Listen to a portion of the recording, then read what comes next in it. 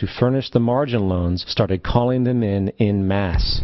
This sparked an instantaneous, massive sell-off in the market, for everyone had to cover the margin loans. It then triggered mass bank runs for the same reason, in turn collapsing over 16,000 banks, enabling the conspiring international bankers to not only buy up rival banks at a discount, but to also buy up whole corporations at pennies on the dollar. It was the greatest robbery in American history. But that didn't stop there.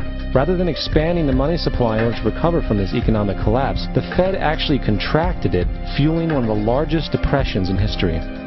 Once again outraged, Congressman Louis McFadden, a longtime opponent of the banking cartels, began bringing impeachment proceedings against the Federal Reserve Board, saying of the crash and depression, it was a carefully contrived occurrence. International bankers sought to bring about a condition of despair so that they might emerge the rulers of us all. Not surprisingly, and after 2 previous assassination attempts, McFadden was poisoned at a banquet before he could push for the impeachment. Now, having reduced the society to squalor, the Federal Reserve bankers decided that the gold standard should be removed. In order to do this, they needed to acquire the remaining gold in the system. So, under the pretense of helping to end the Depression, came the 1933 gold seizure. Under the threat of imprisonment for 10 years, everyone in America was required to turn in all gold bullion to the Treasury, essentially robbing the public of what little wealth they had left. And at the end of 1933, the gold standard was abolished. If you look at a dollar bill from before 1933, it says it is redeemable in gold. You look at a dollar bill today, it says it is legal tender, which means it is backed by absolutely nothing. It is worthless paper. The only thing that gives our money value is how much of it is in circulation. Therefore, the power to regulate the money supply is also the power to regulate its value, which is also the power to bring entire economies and societies to its knees.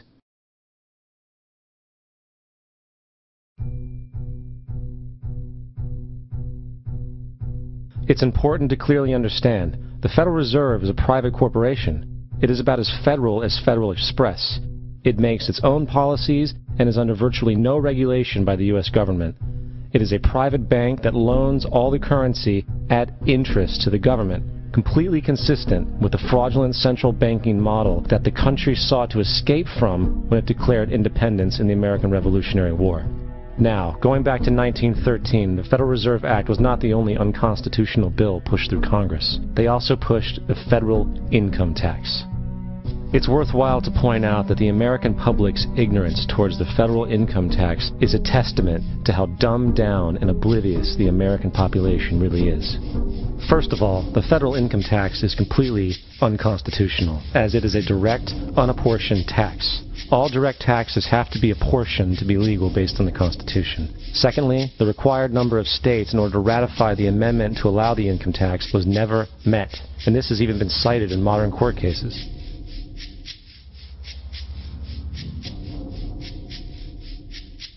Third, at the present day, roughly 35% of the average worker's income is taken from them via this tax. That means you work 4 months out of the year to fulfill this tax obligation. And guess where that money goes? It goes to pay the interest on the currency being produced by the fraudulent Federal Reserve Bank, a system that does not have to exist at all. The money you make working 4 months out of the year goes almost literally into the pockets of the international bankers who own the private Federal Reserve Bank. And fourth, even with the fraudulent government claim as to the legality of the income tax, there is literally no statute, no law in existence that requires you to pay this tax. Period. I really expected that, of course there's a law that you can point to in the law book, the code, that requires you to file a tax return. Of course there is. I was at that point where I couldn't find the statute that clearly made a person liable. At least not me and most people I know, and I had no choice in my mind except to resign. Based on the research that I did throughout the year 2000 and that I'm still doing, I have not found that law. I've asked Congress, we've asked a lot of people in the IRS commissioners, helpers. They can't answer, because if they answer, the American people are going to know that this whole thing is a fraud. I haven't filed an federal income tax return since I left. I have not filed a tax return since 1999. The income tax is nothing less than the enslavement of the entire country. Now, the control of the economy and the perpetual robbery of wealth is only one side of the Rubik's Cube the bankers hold in their hands. The next tool for profit and control is war.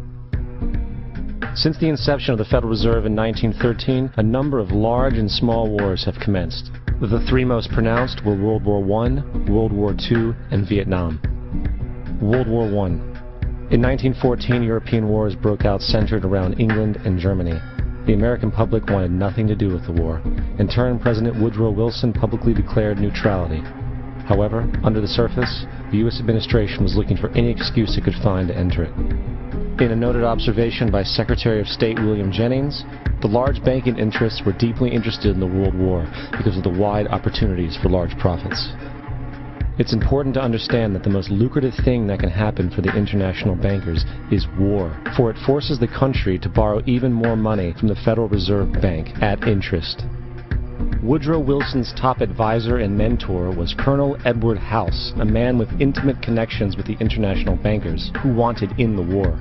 In a documented conversation between Colonel House, Wilson's advisor, and Sir Edward Grey, the Foreign Secretary of England, regarding how to get America into the war, Grey inquired, "What will Americans do if Germans sink an ocean liner with American passengers on board?" House responded, "I believe that a flame of indignation would sweep the United States, and that by itself would be sufficient to carry us into war." So, on May 7, 1915, on essentially the suggestion of Sir Edward Grey, a ship called the Lusitania was deliberately sent into German-controlled waters, where German military vessels were known to be. And, as expected, German U-boats torpedoed the ship, exploding stored ammunition, killing 1,200 people. To further understand the deliberate nature of this setup, the German embassy actually put advertisements in the New York Times telling people that if they boarded the Lusitania, they did so at their own risk, as such a ship sailing from America to England through the war zone would be liable to destruction. In turn, and as anticipated, the sinking of the Lusitania caused a wave of anger among the American population, and America entered the war a short time after. The First World War caused 323,000 American deaths. J.D. Rockefeller made $200 million off of it. That's about $1.9 trillion by today's standards. Not to mention the war cost about $30 billion for America, most of which was borrowed from the Federal Reserve Bank at interest, furthering the profits of the international bankers. World War II. On December 7, 1941, Japan attacked the American fleet at Pearl Harbor, triggering our entry into that war. President Franklin D. Roosevelt declared the attack was a day that will live in infamy. A day of infamy indeed, but not because of the alleged surprise attack on Pearl Harbor. After 60 years of surfacing information, it is clear that not only was the attack on Pearl Harbor known weeks in advance, it was outright wanted and provoked.